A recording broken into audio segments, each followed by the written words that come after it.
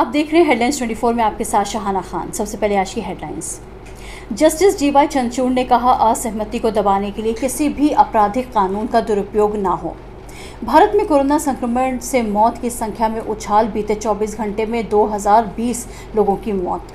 प्रधानमंत्री मोदी ने hill station और बाजारों में बढ़ती भीड़ को लेकर जताई चिंता। महंगाई के लिए मोदी सरकार जिम्मेदार, कांग्रेस संसद में पूरी ताकत से उठाएगी मुद्दा। राजस्थान में बीजेपी विधायक को जेल, पत्नी को सरपंच बनाने के लिए फर्जी मार्कशीट देने का मामला। इराक में एक अस्पताल के कोविड वार्ड में आग लगने से 50 से अधिक लोगों की मौत। 1983 की विश्व विजेता भारतीय क्रिकेट टीम के अहम बल्लेबाज यशपाल शर्मा का निधन। और चीन अफगानिस्तान को लेकर हो रहा है चिंतित। आइए देखते हैं कुछ खास खबरें। देश में राजद्रोह समेत कई कानूनों के दुरुपयोग को लेकर उठ रही आवाज़ों के बीच सुप्रीम कोर्ट के जज जस्टिस डीवाई चंद्रचूड़ ने अहम टिप्पणी की है। उन्होंने कहा है कि नागरिकों की असहमति या उत्पीड़न को दबाने के लिए आतंकवाद विरोधी कानून समेत किसी भी क्रिमिनल लॉ का दुरुपयोग नहीं किया जाना चाहिए।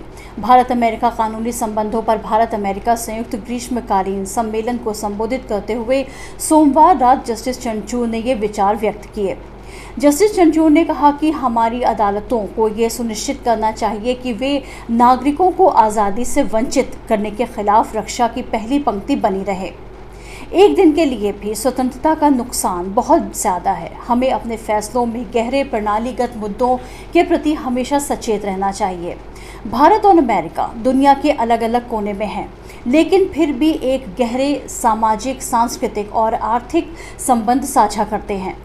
जस्टिस चंद्रचूड़ ने कहा कि अमेरिका स्वतंत्रता, बोलने की और अभिव्यक्ति की स्वतंत्रता और धार्मिक शांति को बढ़ावा देने में सबसे आगे है।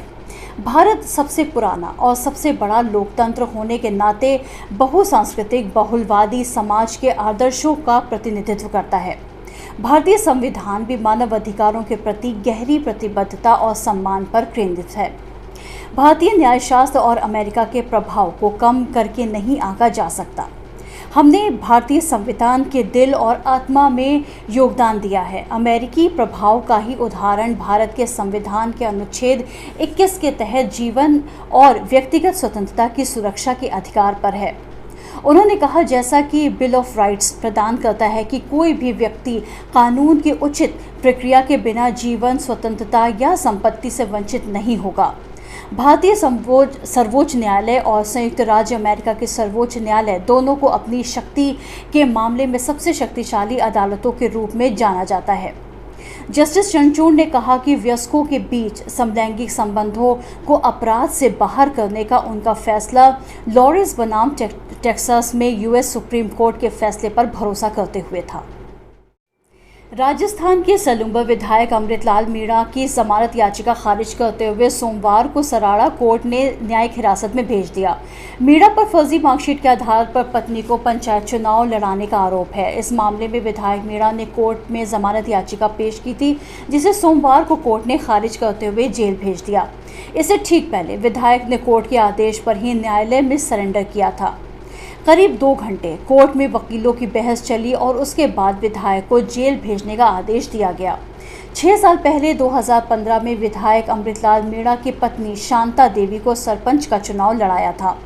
इस चुनाव में शांता देवी ने निकट प्रतिद्वंदी सुगना देवी को शिकस्त दी थी, लेकिन चुनाव परिणाम के बाद सेमारी सरपंच बनने वाली शांता देवी के खिलाफ फर्जी मार्कशीट पर चुनाव लड़ने का आरोप लगा। हारने वाली सुगना देवी की ओर से दर्ज शिकायत के बाद जांच सीबीसीआईडी ने की और इसमें अमृतलाल की पत्नी शांता देवी की मार्कशीट नकली पाई गई। उत्तर प्रदेश सरकार के पूर्व मंत्री, कांग्रेस मीडिया विभाग के चेयरमैन श्री नसीमुद्दीन सिद्दीकी ने भाजपा द्वारा 2017 के विधानसभा चुनाव में अपने लोक कल्याण संकल्प पत्र में किया गया एक भी वादा पूरा न करने का योगी आदित्यनाथ सरकार पर आरोप लगाते हुए सरकार पर हमला कर कहा कि भाजपा ने कहा था कि सरकार बनने पर संकल्प पत्र सरकारी दस्तावेज होगा और सभी संकल्प पूरे किए जाएंगे, किंतु जितने वादे किए गए थे उनको पूरा करने में उसने कभी दिलचस्पी नहीं दिखाई। उसने जनता को भ्रमित कर उसके साथ सीधी धोखाधड़ी की है। भाजपा सरकार और मुख्यमंत्री जवाबदेही जवाबदेही से लगातार बचने का प्रयास कर रहे हैं, लेकिन सरकार और भाजपा जवाबदेही से बच नहीं सकते हैं क्योंकि ये जनता से जुड़े सीधे मुद्दे हैं। मेरा बीजेपी से सवाल है कि क्या ये संकल्प पत्र सिर्फ जनता को लुभाकर उसकी वोट लूटने की साजिश का हिस्सा मात्र था?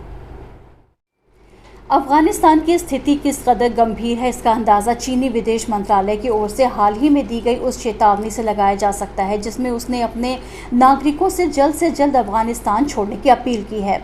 पाकिस्तान के साथ अपने राजनयिक संबंध के 70 साल पूरे होने के अवसर पर आयोजित एक कार्यक्रम के दौरान 7 जुलाई को चीन के विदेश मंत्री वांग यी ने पाकिस्तान से क्षेत्रीय शांति को कायम रखने, बातचीत के माध्यम से राजनयिक समाधान तलाशने और अफगानिस्तान की पार्टियों का समर्थन करने, अफगानिस्तान से सुरक्षा खतरों को पड़ोस के देशों में फैलने की संभावना को प्रभावी ढंग से नियंत्रित करने और इस क्षेत्र में पूरी स्थिरता को सुनिश्चित करने के लिए एक दूसरे का हाथ थामकर चलने का आग्रह किया। इससे पहले 23 जून को संयुक्त राष्ट्र में चीन के दूत जोंग जून ने अंतर्राष्ट्रीय समुदाय से अफगानिस्तान में शांति और सुलह प्रक्रिया का समर्थन करने का आग्रह किया था, जहां एक तरफ विदेशी मीडिया ने यह रिपोर्ट आई कि चीन अफगान मामलों में संभवतः और अधिक प्रत्यक्ष किरदार निभाने के उचित अवसर की तलाश में है, तो स्थानीय मीडिया के माध्यम से चीन ने इसे खारिज करते हुए बहुविपक्षीय वार्ता में अपनी भूमिका निभाने को प्राथमिकता दी।